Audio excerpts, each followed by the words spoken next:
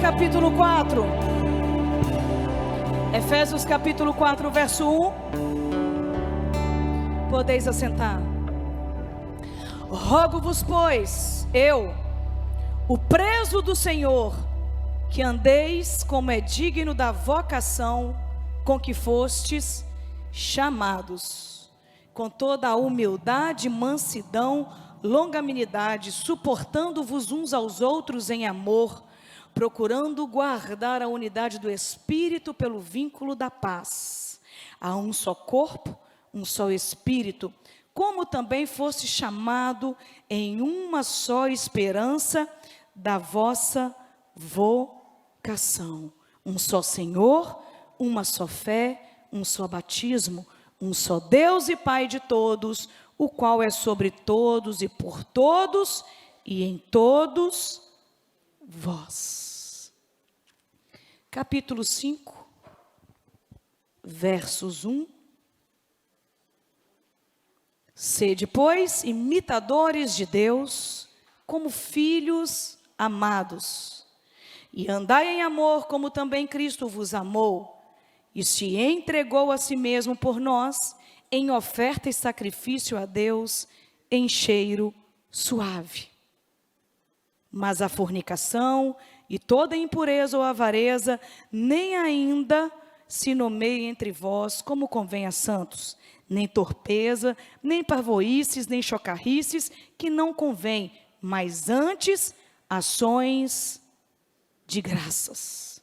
Porque bem sabeis isto, que nenhum devasso, ou imundo, ou avarento, o qual é idólatra, tem herança no reino de Cristo e de Deus. Amém? Na quarta-feira, né? Foi quarta? Foi.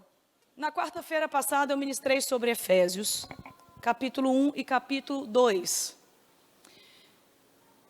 Quando o apóstolo Paulo escreveu essa carta à igreja de Éfeso, Paulo estava preso. Por isso ele inicia o capítulo 4 dizendo: rogo-vos, pois, eu preso do Senhor, que andeis como é digno da vocação com que fostes chamados. Foi na primeira prisão de Paulo em Roma.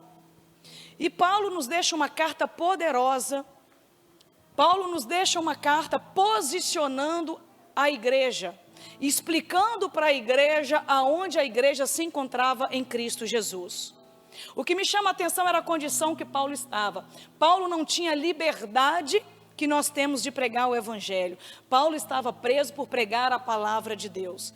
E a palavra do Senhor diz que ainda assim Paulo recebeu a revelação dessa carta para que nós possamos hoje aprender a nos posicionar aonde nós estamos em Cristo Jesus, como que nós batalhamos e guerreamos as nossas causas. E eu falei para vocês que as nossas bênçãos estão nas regiões celestiais. E que o Senhor nos selou com o Santo Espírito da promessa. E diz a palavra do Senhor que Jesus Cristo, Ele assentou do lado direito de Deus Pai. E a palavra do Senhor diz também que nós, quando o reconhecemos como seu único e suficiente Salvador, estamos assentados com Cristo Jesus à direita de Deus Pai, acima dos principados e potestades. Isso é muito importante, acima dos principados e potestades.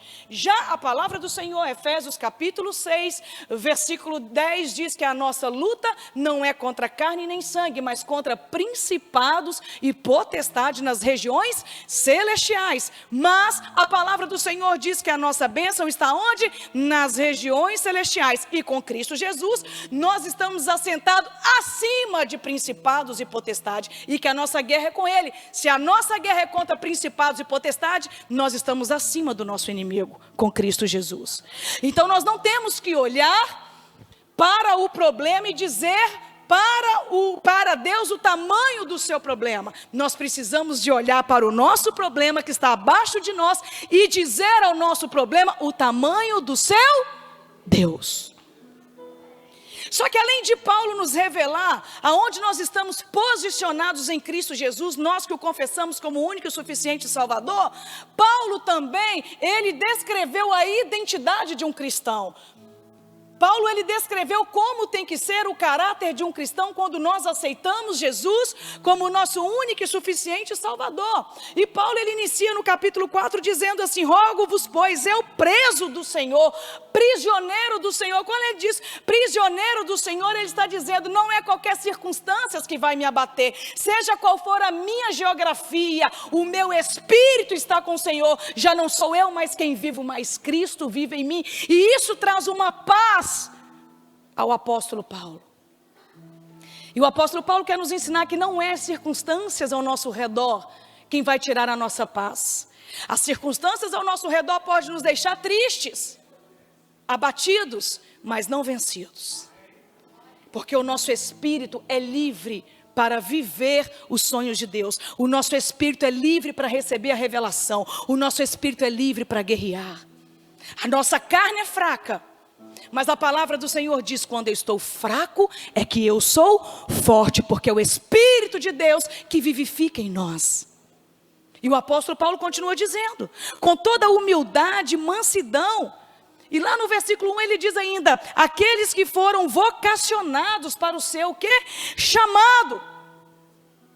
E dentro dessa carta de Efésios, que vocês possam esmiuçar no decorrer da semana, porque ela é encorajadora. Essa carta nos posiciona quem nós somos agora, qual é a nossa real identidade. Aqui o apóstolo, ele deixou claro a identidade da igreja, a posição da igreja, a nossa posição de batalhar. Porque muitas vezes nós guerreamos de baixo para cima e não de cima para baixo. Se guerrearmos de baixo para cima, nós não teremos vitória, mas se guerrearmos de cima para baixo, Deus nos dará a vitória. E agora o apóstolo Paulo, ele descreve quem são os imitadores de Deus. E a palavra do Senhor diz assim, Efésios capítulo 1, verso 1, Juan. Efésios 1, 1, diz assim: Paulo, apóstolo de Jesus Cristo, pela vontade de Deus, a quem? Aos santos. Quem você é? Você tem dúvida? Você crê em Jesus? Você confessou Jesus? Então, o apóstolo Paulo, através da inspiração do Espírito, está escrevendo a carta aos... Então levanta a sua mão, fala, essa carta é para mim. Porque eu sou santo, eu sou considerado santo de Deus. Então, o apóstolo Paulo diz que a igreja do Senhor, ela é formada de santos. Não é porque nós não pecamos. Não. Todos pecamos, mas aquele pecado inconsciente. Sabe aquele pecado que quando você fala, acende uma luzinha dentro de você, você volta rapidamente e fala, me perdoa, eu errei. E todas as vezes que a palavra do Senhor refere aos santos, não está referindo a Maria, não está referindo a Aparecida, não. Está referindo aos santos de Deus, nós, igreja viva do Senhor. Por isso 1 Pedro capítulo 1, verso 15 e 16 diz assim. 1 Pedro capítulo 1, verso 15 e 16. Mas como é santo aquele que vos chamou, sede vós também santos em toda a vossa maneira de viver. Porquanto está escrito, sede santo, porque eu sou santo. Por quê? Porque quando nós confessamos Jesus o Salvador, nós decidimos largar o que Paulo está dizendo no capítulo 5 de Efésios, a fornicação, a ganância, a imundície. E nos chamou para a sua vocação, de sermos santos, filhos de Deus, herdeiros e co-herdeiros em Jesus. Por isso eu sempre prego aqui, porque só tem herança quem é filho. Quem é criatura não tem herança. Deus não tem compromisso com a criatura. Quem decidiu viver a sua vida independente de Deus. Deus tem compromisso com o filho. O meu pai, de sangue, ele tem compromisso com você? De estudar você? Não. Isso é compromisso de um pai com o filho. Assim é Deus. Quando ele nos elegeu nele, ele assinou um termo de compromisso conosco, de cuidar de nós, de cuidar dos santos de Deus, daqueles que estão numa caminhada. Aí você fala, pastora, então eu não sou santo porque eu não consegui vencer ainda. Tem uns negocinhos ainda que está difícil. Deus conhece o seu coração. Se Deus vê que você está gemendo e chorando, que isso está te causando dor, que você está lutando por isso, aguenta firme, que Ele vai te honrar. Mas lute, a sua parte você faz, e a parte do Senhor, Ele vai fazer também. Então Paulo está dizendo que a primeira característica de um filho de Deus, imitador de Deus, nós precisamos ter a nossa atitude santa. Os nossos pensamentos, santos. A nossa forma de olhar, santo. A nossa forma de falar, santo. A nossa forma de lidar com os irmãos, santo. Gente, isso é difícil. Como a nossa mente é maldosa. Quantos pensamentos nós temos tentando culpar alguém, tentando justificar alguém pelas nossas fraquezas. Mas Ele diz, sede santo, porque o seu Pai é santo. E Deus, Ele é fiel, poderoso, conhece a nossa pequenez, conhece a nossa limitação. Você acha que Deus nos pediria para nos tornar algo que Ele sabe que a gente não conseguiria? Se Deus pediu, Ele sabe que nós somos capazes de vencer as bandejas deste mundo e nos tornarmos imitadores do seu reino. E a segunda característica que Paulo deixa para nós ainda no verso 1, ele diz assim, Efésios 1:1. Travou? Paulo, apóstolo de Jesus Cristo, pela vontade de Deus aos santos, aos eleitos, à igreja do Ministério de Gileade que está sentado aqui nesse dia, que estão em Éfeso, que estão em Macaé, que estão no Rio de Janeiro, que estão nas nações, e fiéis em Cristo Jesus. Hebreus capítulo 10, verso 22 a 25. Hebreus 10, 22 a 25. Senhor, dá um computador potente aí. Cheguemos-nos com verdadeiro coração em inteira certeza de fé, tendo os corações purificados da má consciência e o corpo lavado com a água limpa. 23, até o 25. Retenhamos firmes a confissão da nossa esperança, porque fiel é o que prometeu. E consideremos-nos uns aos outros para nos estimularmos ao amor e às boas obras. Não deixando a nossa mútua congregação, como é costume de alguns, antes admoestando-nos uns aos outros, e tanto mais quanto vedes que se vai aproximando aquele dia.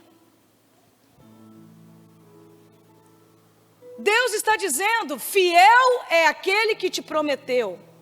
E o apóstolo Paulo ainda no versículo 1 diz que o Senhor estava escrevendo aquela carta aos santos e fiéis a Deus. Porque quando nos tornamos fiéis a Deus, somos fiéis com o nosso cônjuge, somos fiéis na forma de administrar nossas finanças, somos fiéis com as pessoas com atos de justiça, porque nenhuma decisão na vida do crente pode prejudicar alguém. Somos fiéis com a nossa conduta. E em tudo que fizermos, o nome do Senhor será o quê? Honrado e glorificado. Quantas vezes existem pessoas fiéis dentro da casa do Senhor, mas quanto testemunho ruim chega dessas pessoas dentro do trabalho? Será que a forma que você vive lá fora está glorificando o nome do teu Deus e dizendo que você é fiel a Ele? Porque quando nós somos fiéis ao Senhor, nos tornamos fiéis em todo o ambiente que nós estamos. Não tocamos naquilo que não é nosso. Honramos o nosso patrão. Ah, porque você não conhece o meu, não importa. Quando você entrou lá, você assinou um contrato. E você sabia o salário, você sabia a empresa que estava entrando. Não desonre quem tem mantido o sustento na tua casa, ainda que ele não entenda a palavra de Deus. Se você for fiel com isso, Deus vai te colocar em posições altas. A condição de um crente é fiel. A condição de um crente é santo. O caráter de um crente precisa atingir todas as esferas da sociedade. Se o seu patrão é ruim, ele vai servir com Deus, vai se ver com Deus para lá. Mas você não. Você não foi chamado para se tornar aquilo que te feriu. Levante a tua mão e fala comigo: eu nunca serei aquilo que me feriu. A terceira característica da carta de Efésios é que um crente, ele é portador da paz. Filipenses capítulo 4, versículo 7. Filipenses 4, 7.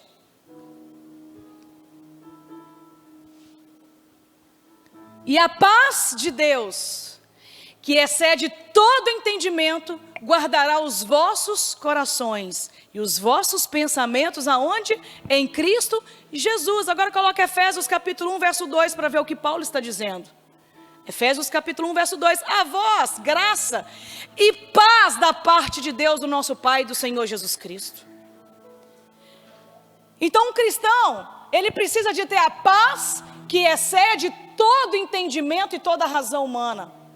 Qual é a paz que excede todo entendimento e toda razão humana? É a paz que traz consolo ao coração, seja em qualquer circunstância. É a paz que enche o nosso coração nesse período de terror, de pavor no mundo, de grandes mortes. Mas é a paz que invade a nossa alma e não nos deixa entregar, ficar parado nos quartos escuros da nossa alma, da nossa casa. É a paz que invade o nosso coração mesmo com as tragédias da vida. É a paz que nos fortalece mesmo quando tudo diz não. É a paz que nos enche de esperança, de ter absoluta certeza que quem nos prometeu é fiel para cumprir. Essa é a paz que excede todo entendimento e razão. Porque a razão humana é fracassada. A razão humana olha as circunstâncias. A razão humana é nos fazer olhar para o mundo e dizer: acabou, para o mundo acabou. Mas para o cristão não. Ainda há promessas. Ao cheiro das águas brotará como planta nova. Seus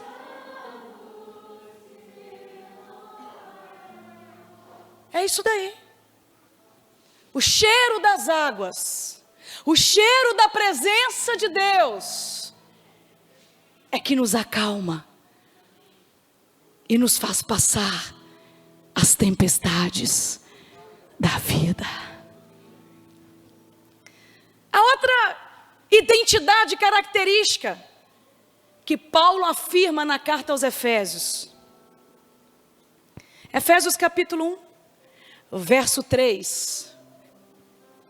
Bendito o Deus e Pai de nosso Senhor Jesus Cristo, o qual nos abençoou com todas as bênçãos espirituais nos lugares celestiais. Bendito o Deus do nosso Pai, que nos abençoou com algumas bênçãos espirituais. Bendito Deus, o nosso Pai, que nos abençoou com 1/3 das bênçãos só. Amados, é todas.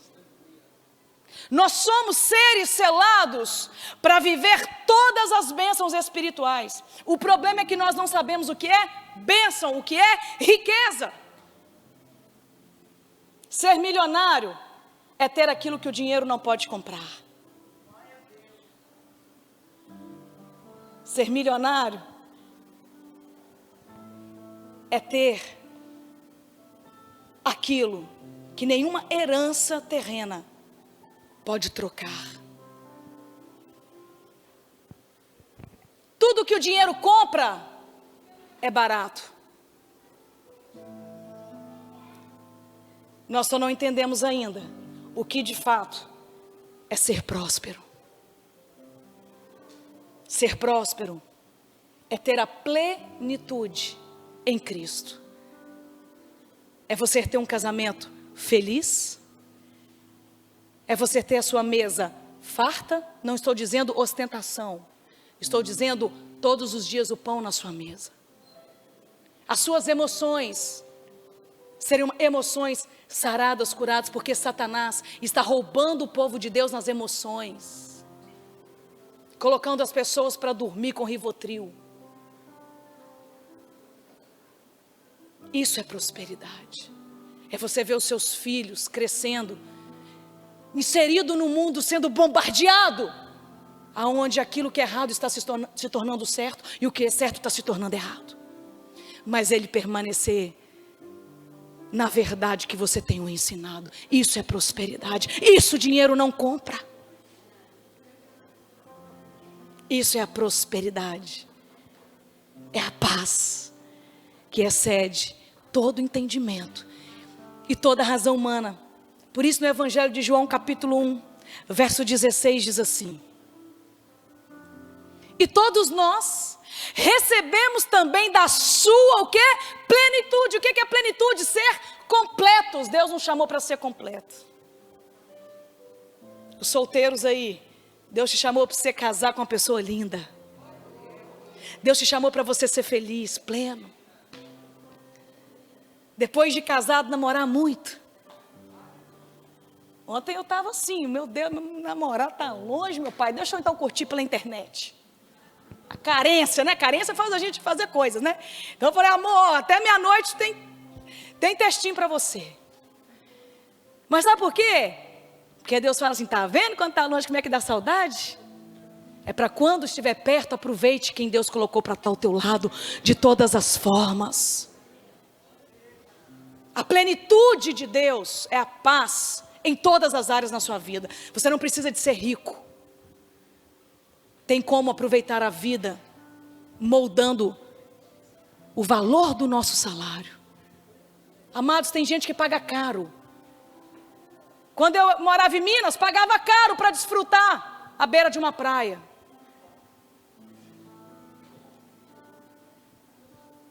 Você tem a praia para você desfrutar de graça. Será que você consegue compreender o que é viver a simplicidade da vida? Tem gente que paga caro.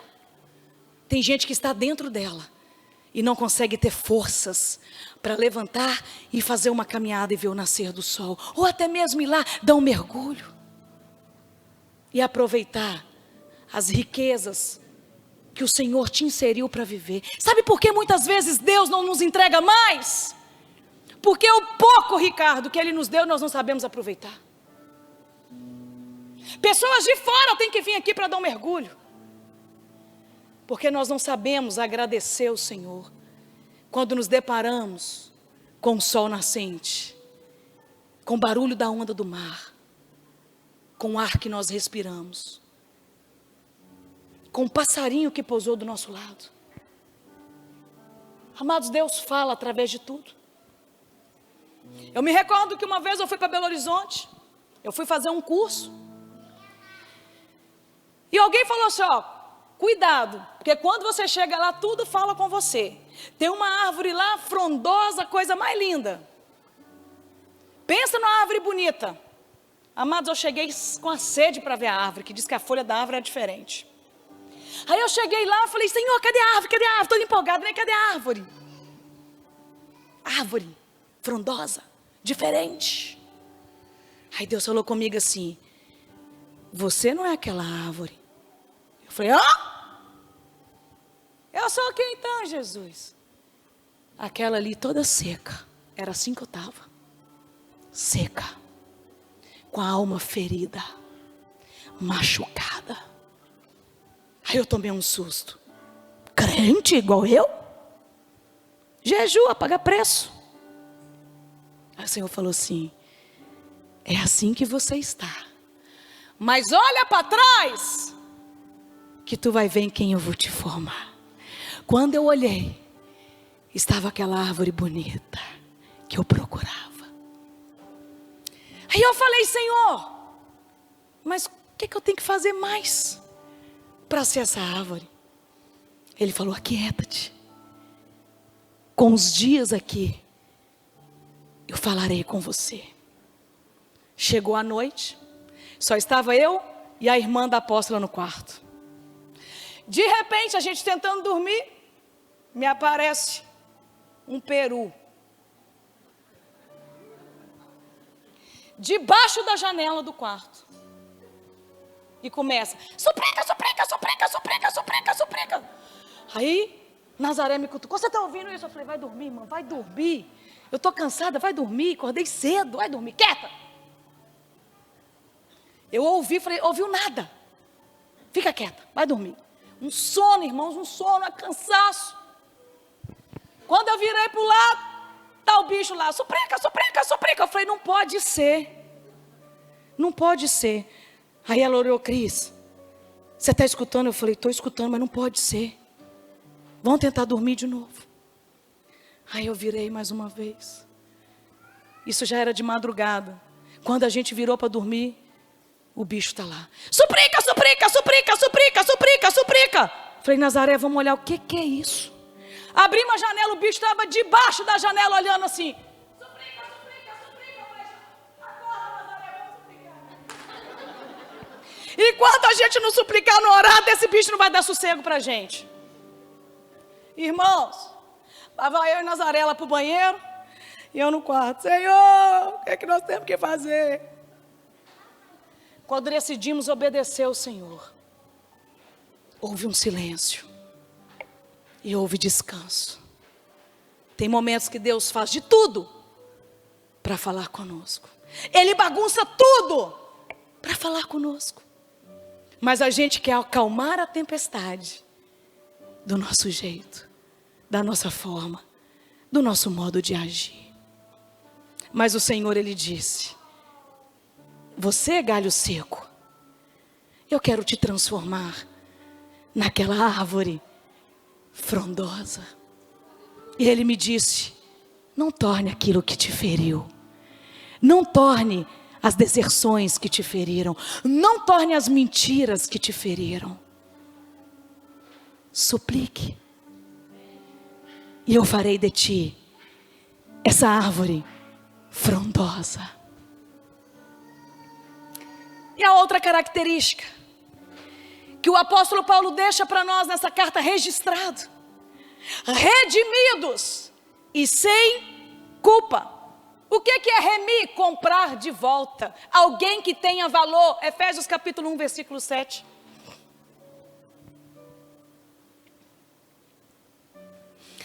Em quem temos a redenção pelo seu sangue, a permissão das ofensas, segundo as riquezas da sua graça. Quem permite as ofensas? Olha que tremendo. Em quem temos a redenção pelo seu sangue, a remissão das ofensas, segundo as riquezas de Deus. Amados, Deus permite sermos ofendidos. Deus permite, sim, sermos feridos, rejeitados, traídos, humilhados. Sabe por quê? Porque Ele quer ver quem de verdade habita e tem o domínio em nós. Porque a forma que eu reajo, quem me feriu, fala muito mais ao meu respeito do que dele. Mas o Senhor disse que Ele nos comprou, nos redimiu. Isso significa que Ele nos comprou de volta. Porque um dia estávamos destituídos da glória de Deus. Aí tem pessoas que falam assim: ai, pastor, eu já cansei desse negócio de igreja, porque eu já fui tão ferida, os crentes ferem tanto. Não. Sabe quem nos fere? O pecado. Estar longe de Deus. Isso nos fere. Isso nos machuca. E o Senhor nos livrou da culpa.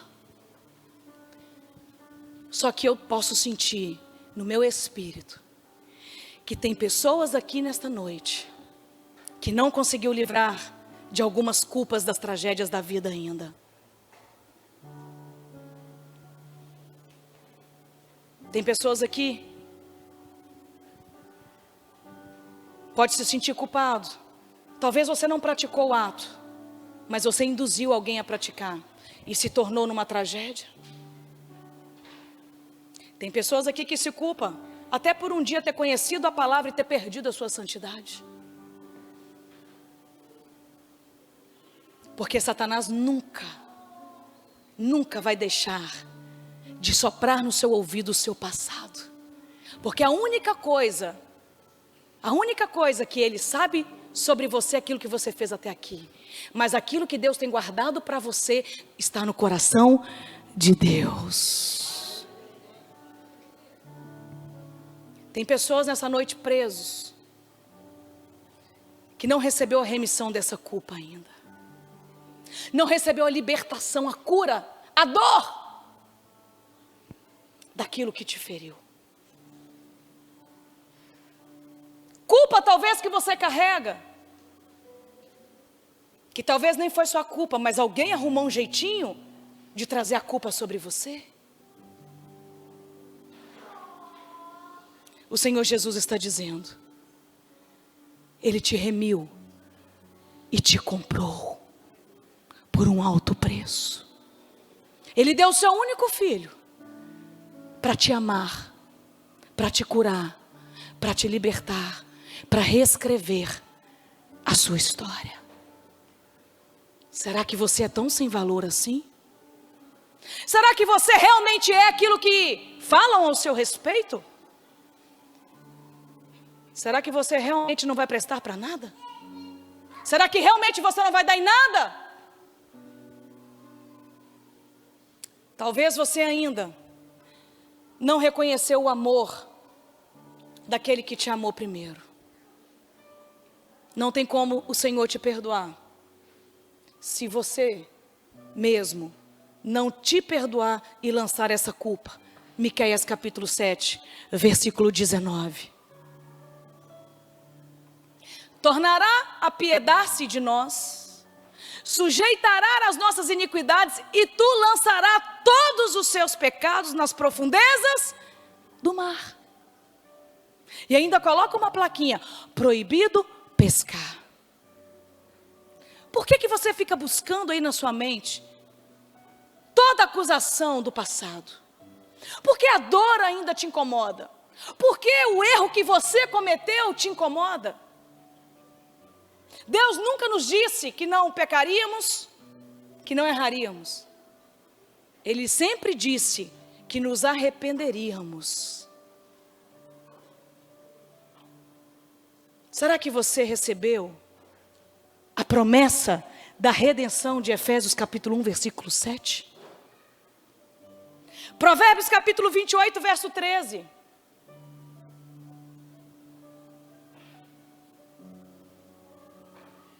O que encobre as suas transgressões nunca prosperará, mas os que as confessa e deixa alcançará o quê?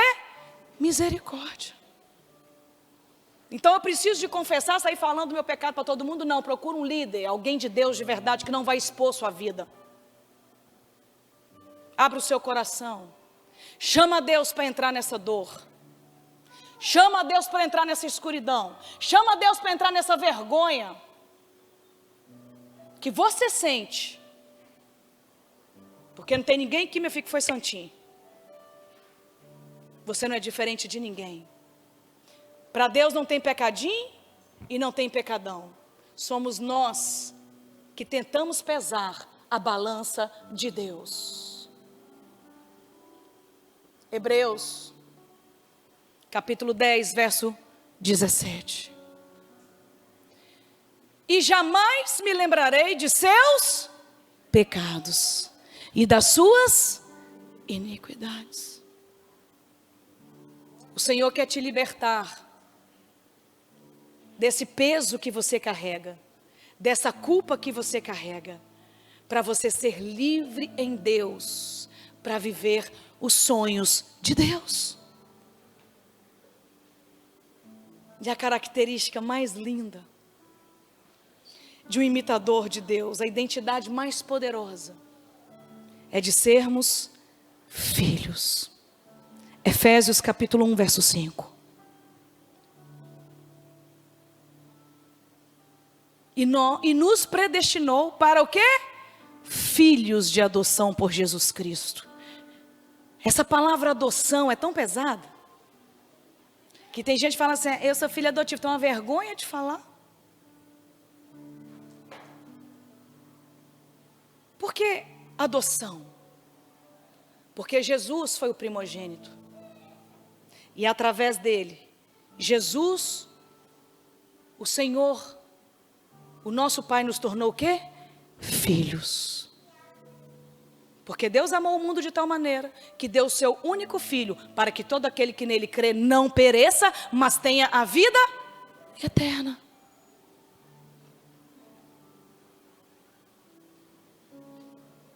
Essa é a maior identidade.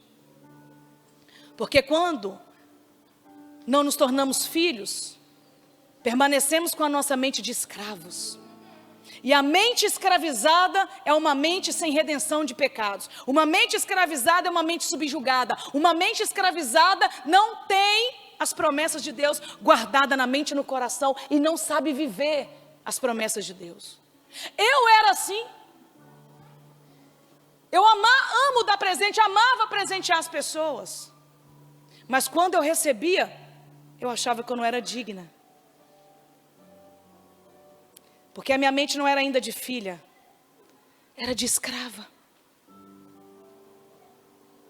Mas quando essa liberdade entra em nós, ainda que nós não mereçamos, a palavra do Senhor diz que o seu pai terreno ama te presentear sendo mal, quanto mais eu, o seu pai do céu. Se me pedir um pão, eu não vou te dar uma pedra. Se me pedir um peixe, jamais te darei uma serpente. Porque Ele diz que ama nos presentear. Por isso que Gálatas, capítulo 4, versículo 1 diz assim. Gálatas, capítulo 4, verso 1. Digo, pois, que todo o tempo que o herdeiro é menino, em nada difere do servo, do escravo. Ainda que seja o que é dono de tudo. Pensa. Por isso que a riqueza não é prosperidade. Tem pessoas ricas com mente de escravo e não sabem nem se deleitar com aquilo que Deus te deu. Mas existem pessoas que não têm dinheiro e são milionários. Porque verdadeiramente descobriu a essência de ser próspero. Você pode ficar de pé no seu lugar? Evangelho de João, capítulo 1, versículo 12. Contudo, aos que receberam, aos que creram em seu nome, deu-lhes o direito de se tornar o quê? Filhos de Deus, versículo 13. Os quais não nasceu por descendência natural. Levanta a tua mão. E fala, eu estou aqui, não é por vontade do meu pai e da minha mãe. Deus só usou eles. A minha descendência, a minha natureza não é terrena. Sabe por quê? Nem pela vontade da carne e nem pela vontade alguma do homem. Mas vocês nasceram o quê? Então levanta a tua mão. Fala bem alto. Eu sou um ser do céu na terra.